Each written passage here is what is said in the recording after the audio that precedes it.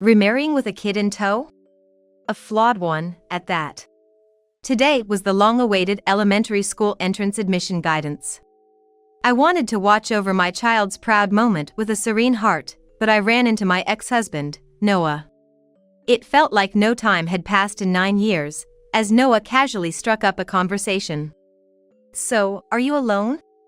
Where's your husband? Could it be you remarried just to dump the kid on someone? You're being used, you poor thing. Or maybe you're infertile and just glad to have a kid, even if it's someone else's? Why do I have to be belittled by someone from the past? I'm nearing my breaking point. But the important guidance is about to begin. Keep it together. Just endure it for now." Despite my efforts to bear it, Noah somehow ended up terrified of my serious husband. Noah made a scene all by himself, shaking and posturing. "My name is Sally, 24 years old. I just got married and moved to a peaceful rural area. My husband, Noah Turner, was born in this small town. Our meeting happened here too. A year ago, during a road trip with friends, following the GPS led us onto a farm track by mistake. Pushing forward despite feeling anxious, I found myself in the middle of a wheat field. Panicking, I tried to U-turn but got stuck in the mud. The car wouldn't move forward or back. Just as I was stunned, Noah appeared briskly. He quickly called for help, and we were successfully rescued from the mud. "Hey, that helped." "Then, since you're a senior, special price, $6,000, all right?" "Hey, you're ripping me off." Noah, joking around with the junior he had called for help, looked cooler than any man I had met before. "Thank you. Don't worry about it. Can't leave a cute girl in trouble, right?" I thanked him by treating him to dinner, which led to dating and eventually, marriage. The town Noah called me to is next to a somewhat flourishing regional city. A fairly rural area, though not quite countryside. We are incredibly lucky because Noah's parents built a house next door as a wedding gift. However, the area is mostly residential, and you need a car to even buy a soda from a vending machine, let alone groceries. As someone who is a paper driver and developed a fear of driving after getting stuck in the mud, I really focused on practicing driving. I got used to driving enough to marry with peace of mind, but I later realized that driving skills weren't the problem. Noah, surrounded by his local friends, is very sociable. Noah and his friends love barbecues, so they often gather in our backyard, 4 or 5 junior guys making a festive noise. "Hey Sally, we're out of beer." And serve some drinks to the juniors. As a wife, you gotta pour drinks for them without being told, right? It's not even summer yet, but this morning's news warned about heatstroke. It's an unusually hot day. And here I am, endlessly flipping meat at the barbecue grill. My makeup is melting off with the sweat. "Sally, where's my drink? And we're out of meat too? Hurry up, I want to eat some Wagyu beef. How long do I have to wait? If it takes this long just to grill, it'd take you 3 days to cook a normal meal, wouldn't it?" One of the juniors teased, and everyone burst into laughter. Noah laughed along with them. "Ahaha, sorry about that." I ended up laughing too, carried by the mood. Sweat stings my eyes. Tears blur my vision, but they're hidden by the sweat so no one around notices. I keep smiling and working among almost strangers. I thought I was sociable and enjoyed socializing, but even so, hanging out with his friends is just exhausting. The teasing from the juniors and being treated like a maid is painful, but I endure it because I'm the new wife, and maybe that's just how it is. It's still hard for me to get into their vibe, so I might as well stick to grilling meat and give ambiguous smiles. Yet, being almost the only woman in a gathering full of men can be truly annoying. Geez, Sally really isn't sharp. Well, I guess I'll just have to pour the drinks for everyone. Huh? Does everyone seem happy? You guys like me too much, huh? The group changes every time, but Stella, with her high-pitched voice, is always there. It seems she was the center of attention until I came along. At first, the men came up to me, but Stella chased them off like pests. "Sally is Noah's wife, guys. No touching. No getting cozy. I appreciated Stella's protective stance for a moment, until I quickly saw her true colors. Like Noah and the other men, she left me to do everything from setting up the barbecue to cleaning up, while she was surrounded by the men, playing the role of a nightclub lady. She didn't stand up even once, just ordered me around. "Sally, I want some noodles, hold the bell peppers and carrots." The only other female participant was not on my side. The barbecues are supposedly for me, the newcomer, to mingle with the local crowd, but even after about 6 months of marriage, I still don't feel like I fit in. This barbecue was just another session of listening to the junior guys brag about their exploits. And then I single-handedly took down a gang of 100 guys. And I did it all barehanded. Was it even a realistic fight? I doubt it, but I know they don't need to hear anything from me, but wow, that's impressive. After everyone left the barbecue, my mind couldn't rest. Don't believe that junior's story, he really exaggerated it. It was actually me who ran to help when the juniors were getting beaten up and took those guys down. I don't say it to boost the juniors, but if you mention Noah's name around this town, everyone shivers with fear. Isn't that funny? I'm usually so nice. After enduring the juniors' tales of bravery, Noah then starts to recount his own exploits to me. Again, no responses are allowed except for "wow, that's amazing." Listening to their tales of bravery and dealing with Stella acting like a queen wears me out more than serving at the barbecue. And my troubles continue. As I clean up the barbecue alone in the yard, my mother-in-law from next door pops her head out. "It looked like you all were having fun today." "Ah, yeah. I couldn't really say I enjoyed it." She calmly advises me. "But you know, when are you gonna start a family? Barbecues are more fun with family, right? You've been married for 6 months now, you should plan it out. Sally, you're almost 25, right? If you don't have your first child soon, by the time you have your third, it'll be a late pregnancy. How about getting pregnant before Noah turns 27 in August?" "Ah, yes, but this is something that's out of our hands." I dodged the question, but my mother-in-law cheerfully responded. "Don't worry, honey. If you're 25, you can easily have kids. It'd be nice to have a girl first. Girls are easier to raise. Then a boy. The third one can be either. Sally, you're so pretty, I'm sure your kids will be adorable too." "Oh, I can't wait, hee hee." It doesn't seem like my mother-in-law means any harm. But, honestly, I've heard this talk so many times it's like a broken record. Just like Noah's and the juniors' tales of bravery, my mother-in-law also happily talks about her future grandchildren. It's been 2 years since I married Noah. Noah's younger friends have gotten married one by one and had kids, and the number of people at our gatherings has decreased, but the festive barbecues remain a constant. Yet, I haven't had any children. In other words, nothing has changed from 2 years ago. Only the attitudes of the people around me have completely changed. Noah and his friends use me more and more without restraint. My mother-in-law's comments have clearly become more pointed. "Noah's almost 30 now, and you're 27, right? It's not unusual to have a couple of kids by 27. Poor Noah. Why won't you make him a father? If it were up to me, I'd love to be a mother. But I haven't gotten pregnant even once in these 2 years. I wanted to get tested at the hospital and, if necessary, try fertility treatments, but my mother-in-law and husband strongly opposed it because of what people might think. What started as a cheerful relationship with my mother-in-law has devolved into being called useless.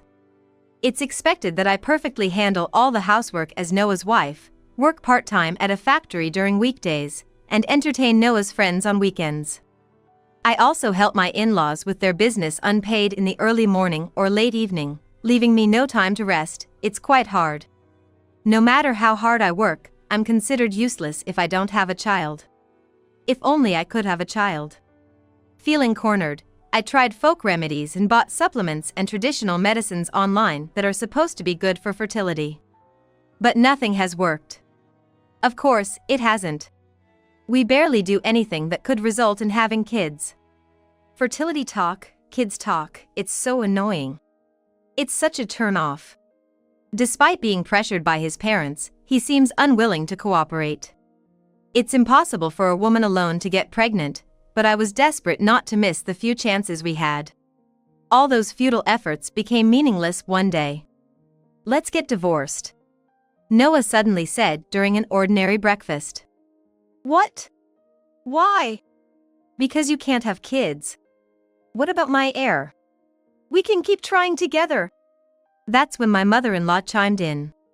"Sally, do you know what the primary job of a wife is?" "It's to produce an heir." "Yes, that's true."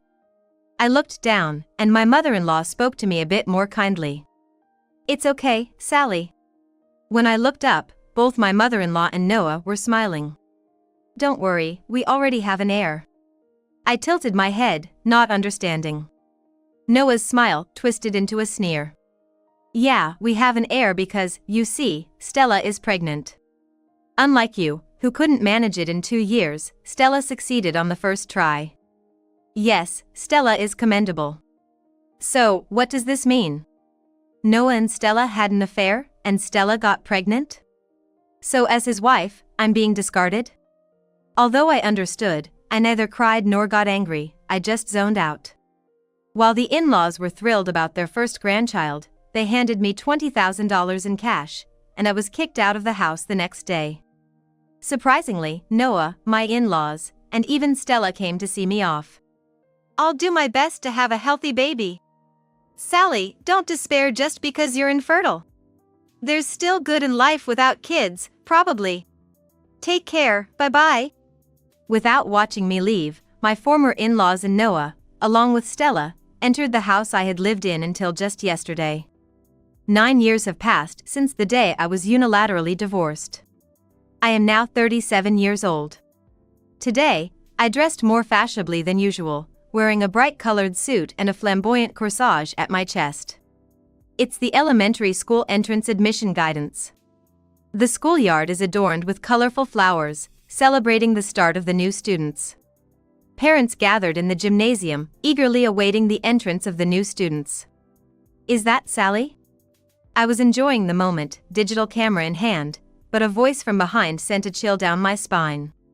It was an inappropriate voice for such a joyful occasion. The voice's owner forced a look at my face. "Wow, it really is Sally. What are you doing here? Why are you at my school? Hey, don't ignore me." I reluctantly looked at the cheerful man. It was unmistakably my ex-husband, Noah.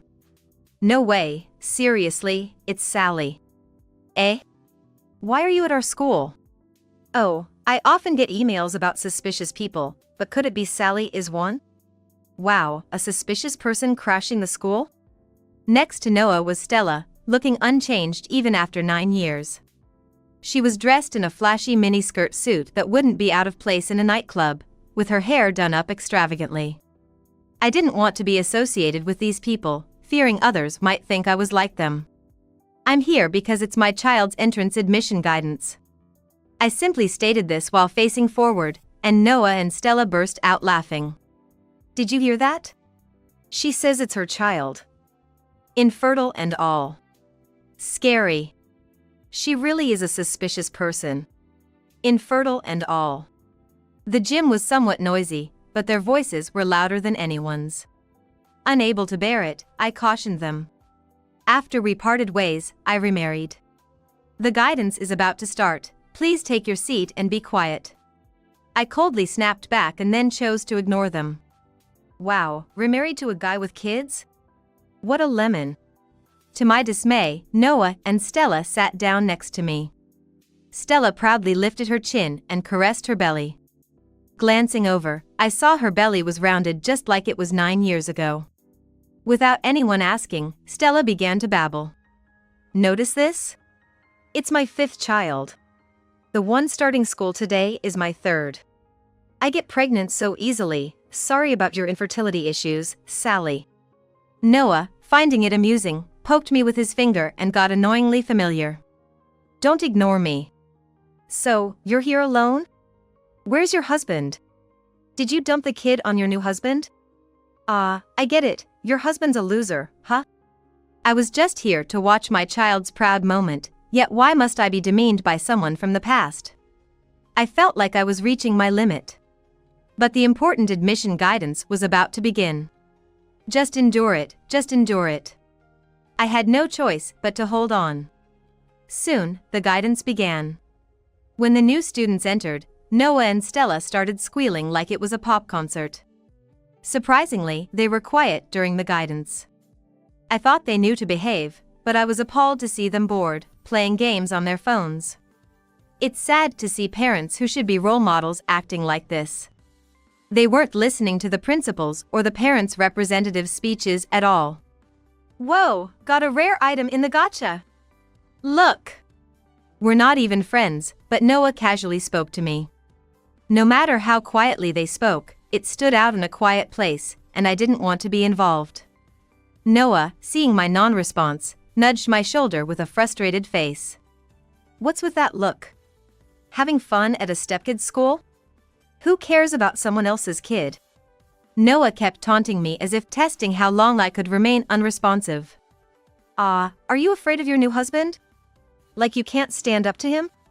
Figures, he's the type to dump his kid on his wife and not show up at the school. The kid will probably rat you out to your husband if you don't act right, right? Isn't that so? Noah presumptuously nodded, making assumptions. I'm the kind of dad who comes to the entrance admission guidance for my cute kids. Am I a hands-on dad? I guess it's normal these days. Maybe your husband is just a loser? Could it be you remarried just to offload the kid? Poor you, being used. Or maybe you're just happy to have a kid, even if it's someone else's? The whispered insults didn't stop. Stella, sitting next to Noah, giggled along. It's the middle of the important occasion. Just endure, endure. Noah is actually a pretty nice dad. He always comes to the school occasions and the sports day. If only Sally could have gotten pregnant, she could have been happy with Noah. I feel kind of responsible, dumped by nice me and stuck with a loser, huh? Endure, endure, no, I can't take it anymore. I don't want my child or husband to be insulted any further. I'll introduce you to my husband.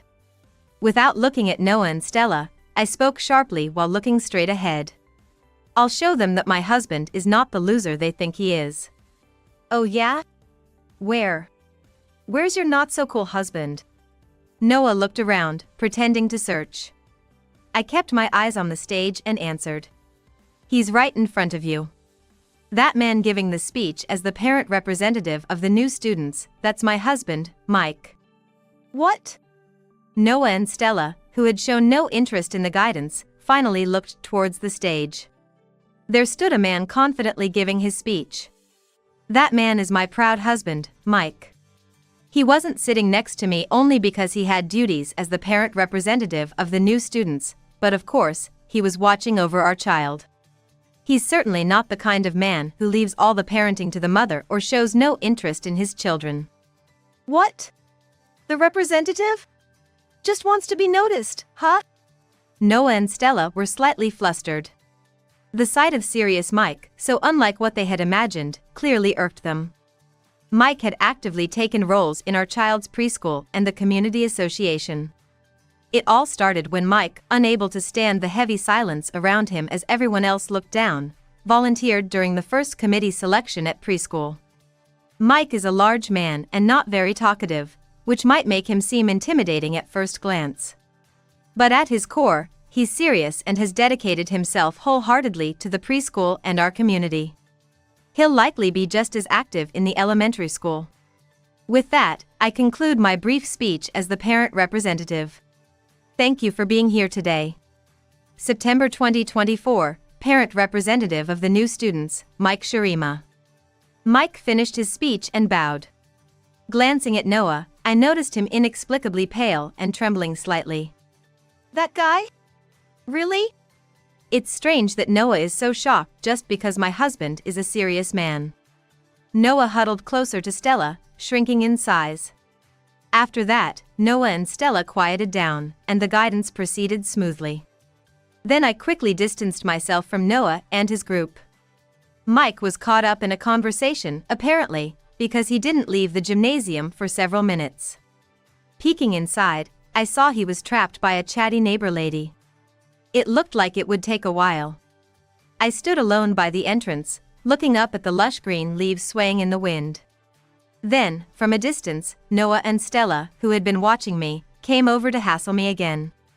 Oh, all alone? That guy earlier was just a bluff, wasn't he? Look, your so-called husband is still in the gym with his real wife, see? I knew it was weird for you to say that man was your husband. Embarrassing yourself with lies, huh? We're so lovey-dovey, you must have wanted to pretend. It seems they've reverted to their original assumption that I'm a poor woman deceived by a loser husband. Anyway, our kid was the cutest today. Noah crossed his arms and closed his eyes, reminiscing about his adorable child's proud moment. Even though he was far less settled than the new first graders, always playing games and whispering. So, which one is Sally's stepchild? Introduce us.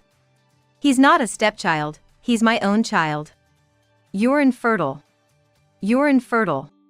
You don't have to lie. Noah and Stella sneered with a grin. Just then, my son Harry ran up with an innocent smile. Honestly, I didn't want Harry near them, but they are still parents of his classmates.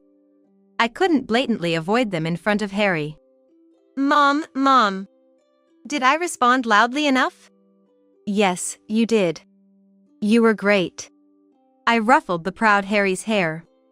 Glancing at Noah and Stella, their smiles had vanished. That kid looks just like Sally. They probably imagined a stepchild who looked nothing like me. But Harry and I could almost be called identical. It's clear to anyone we are related. Yes, we do look alike. We are biological mother and son. What? But you were infertile. Even seeing Harry, they still clung to calling me infertile. It's like they know no other insult. After I divorced Noah, I remarried and got pregnant right away. I never could with Noah. I used to be upset about not getting pregnant, but not having a child with him turned out to be a blessing since it led to us parting ways. Now, I'm genuinely glad about it. Robbed of their ammunition to demean me, they glared at me, faces twisted as if chewing on bitter bugs. Chin pulled back, eyebrows knitted, they looked like they were chewing gum, fixing a tough stare at me. A perfect imitation of a delinquent's intimidation. I quickly prompted Harry to head back to the classroom. I never thought I'd be hassled like this as a parent in my early 40s, not just as a teenager. Nowadays, it's rare to see kids who blatantly look like troublemakers, and Yanks like Noah and Stella are practically an endangered species. What? So what are you saying? That it's Noah's fault, not yours? Just so you know, all 5 of our kids are Noah's, no lie. Huh? Stella suddenly snapped. From the start, it was clear that a reasonable conversation wasn't possible. Interacting with them is just a waste of time. However, as I tried to walk away ignoring them, Noah grabbed my shoulder. Getting cheeky, huh? I didn't want to be upset by Noah, whom I had cut ties with 9 years ago. As I tried to shake off his hand, it was suddenly engulfed in a shadow. When Noah turned around in confusion, there stood Mike, imposing and silent. Without a word, Mike gently removed Noah's hand from me. Yikes! Though Mike didn't twist his arm or anything, Noah couldn't stop trembling. On the other hand, Mike, even in a suit, looked intimidating just standing there, his muscles pronounced and his chest significantly broader than Noah's.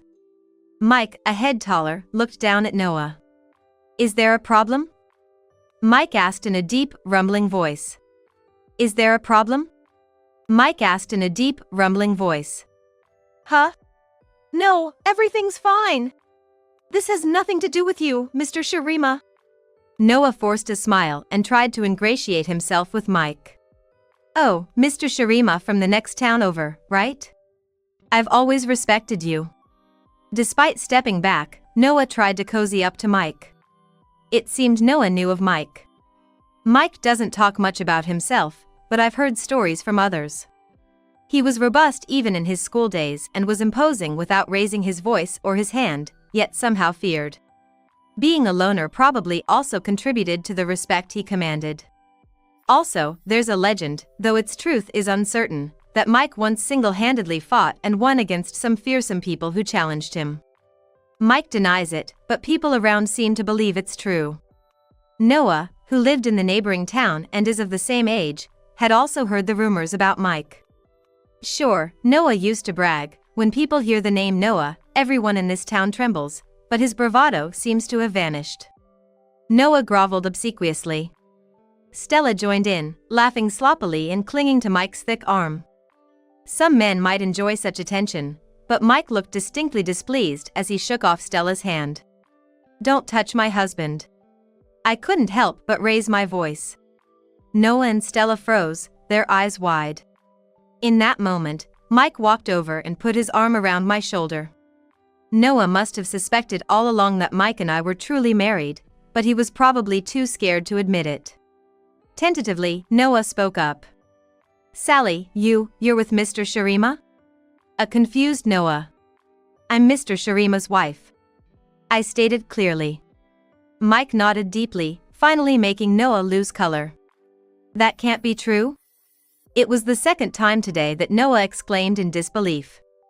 He now looked like a different person from the one who had been glaring at me earlier, his back hunched. "It seems you were quite familiar with my wife. I'd like to join the conversation, please." "No, that's okay. I heard you. It was about infertility, wasn't it? But isn't it a bit much to discuss such a delicate topic loudly, especially on such an important day for children?" Noah shrank even more. Sweating profusely, Noah slowly backed away. "I'm sorry." Without caring about his suit getting dirty, he knelt on the concrete covered in sand that had flown from the ground. "I didn't know. I had no idea that Sally was, Mrs. Shurima was your wife." Mike stopped Noah as he almost slammed his head into the concrete. Touching his shoulder gently, Noah jumped again with a yelp. "So you are Noah Turner. I've heard about you from Sally. I heard you treated her quite terribly back in the day." "No, Mike helped Noah stand up, squatted to meet his eye level, and smiled slightly. "But that's in the past. Now, as parents, let's both act in a way that won't shame our children." His deep, powerful voice filled the air. Noah could only manage a weak yes in response. With tears in his eyes, Noah's legs trembled like a poorly controlled puppet. Mike's eyes narrowed slightly without a smile. "It's a promise." A simple reminder, yet it struck Noah like a bullet. He stumbled backward and fell on his behind. Noah, who had boasted of his past misdeeds, now cowered like a puppy in front of someone stronger. It was pitiful to realize he was just that kind of person. Mike, once known as a tough guy in the next town, had completely transformed into a good father, while Noah and Stella hadn't grown up since their school days. They had terrified themselves with the image of Mike's past, but does such a reputation still have the power to subdue people in this town? If it does, it's only within their narrow community. Noah and Stella, with their appearance and behavior, were just pitiful. "Shall we go, Sally?" "Yes, let's. There's a parents' meeting after this." I glanced back at Noah and Stella, who were still sitting stunned. The parents' meeting was scheduled to select PTA officers. "You'll be late for the parents' meeting."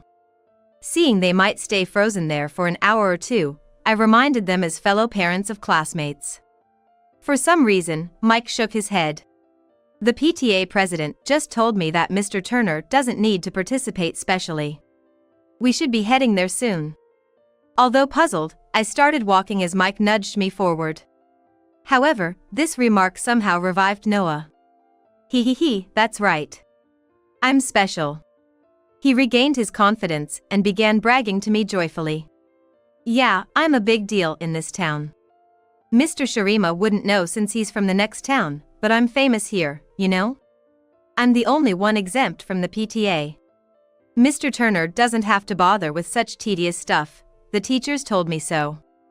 They're all scared of me, The elementary school near our home had a declining number of students and was merged last year with the school in Noah's area. I was apprehensive about entering Noah's territory, not realizing our children would be the same age. Noah seemed to suggest he held more power in this town than Mike.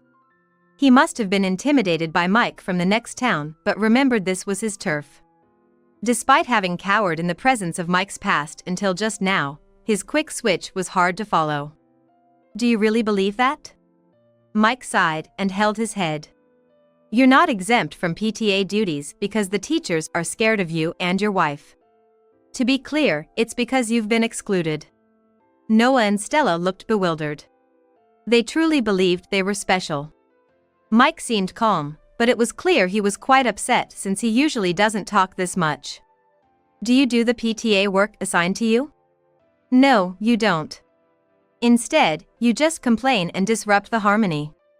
I've heard there was quite a fuss when it was your older child's, too. Noah fell silent. Come on, toughen up. Don't let Mr. Shirima beat you. Stella shook Noah, but his cheeks twitched nervously. Mike fixed his gaze sternly on Stella. And you, ma'am. Is the rumor true? That you've been neglecting your children and PTA duties, too busy flirting with fathers you like? Stella also fell silent. Looking down at them, Mike continued. Everyone agreed it would be best if you didn't get involved with the PTA, since you said you didn't want to bother with such annoying things. Normally, there would be complaints about unfairness, but no one objected at all. That just shows how much of a nuisance everyone thinks you are. Several parents around nodded in agreement. Parents with older children obviously knew about Noah's bad reputation. Noah's face turned red with anger. What? Don't make stuff up. I don't care if you're Mike from the next town, I won't let this slide. Noah shouted, spitting as he spoke. Do you know what happens if you make me angry? My guys will come running. I vividly remembered being frightened by such threats in the past. But I am not the same person who used to be scared of him. Your guys? You mean the younger guys you call? Yes. Seriously. Call them then. They come if you pay them, right? What?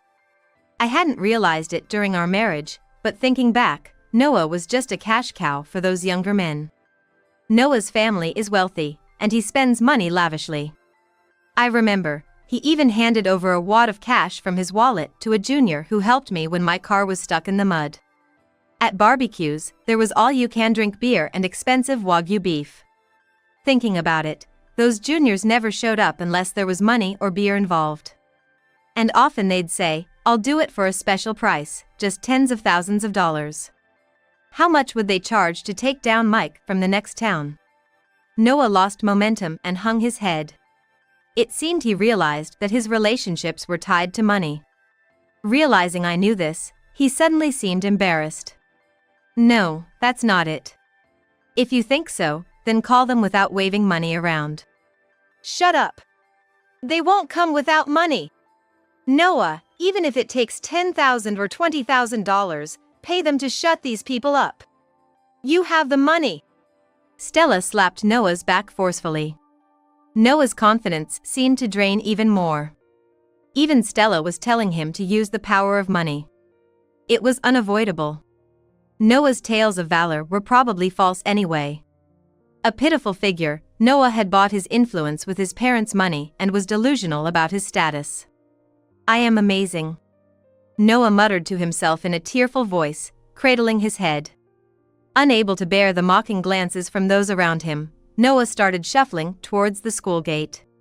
He was so hunched over it looked like he couldn't see in front of him, trying to disappear like a ghost, but of course, he was completely visible. Should I say something more to him out of sympathy? No, it's just too pathetic. What? Noah? Where are you going? Going to get more funds from your mom? Stella, oblivious to the mood, screamed as she chased after Noah. Mike and I exchanged looks with other parents around us and shared a wry smile. After that incident, Noah and Stella stopped showing up at the school. In a small town, rumors spread quickly.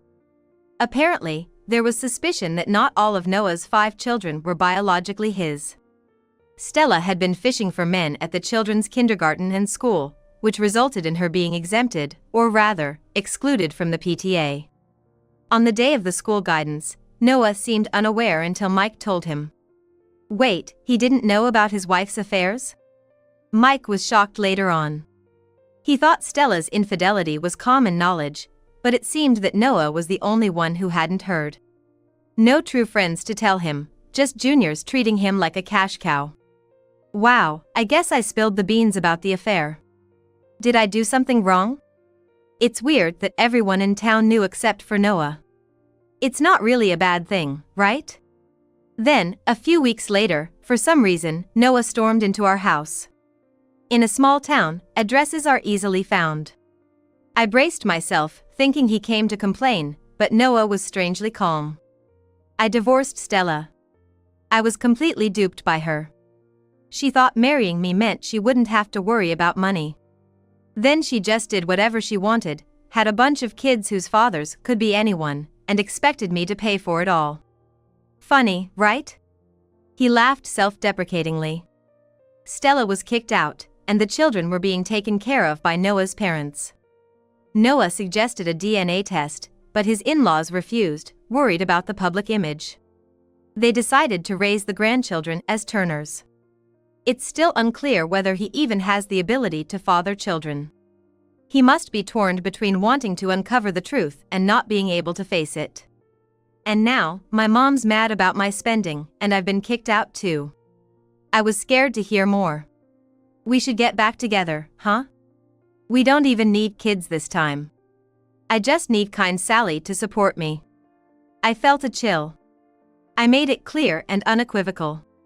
No way. Don't say that. We loved each other once, didn't we? So, you mean, now that your wealthy parents have abandoned you, you can't live on your own, and you want me to support you? The juniors who used to hang around him for his money probably have no use for a penniless Noah. That's why he came to me, thinking he could push me around. No way. It's not about the money. I just can't bear to be around Noah. Now alone, Noah is scraping by with part-time jobs in our small town. Without the courage to move to the city.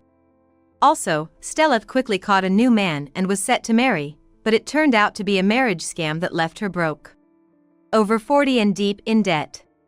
When will she realize she can no longer pick and choose men and play around as she used to? Her future, having lived dependent on men, is all too clear.